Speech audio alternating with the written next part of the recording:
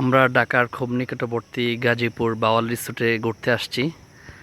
আসলে এসে মনে হচ্ছে যে এটা আমাদের বাংলাদেশ নয়, এটা মনে হচ্ছে যে বিদেশের কোনো উন্নত দেশে ঘুরতে আসছি।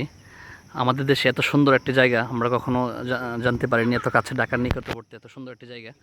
এসে খুব মনটা খুব ভালো লাগলো, থেকে খুব ভালো লাগলো। এখানে খাবার থাকা সার্ভিস সব খুবই ভালো, খুব ভালো লাগলো।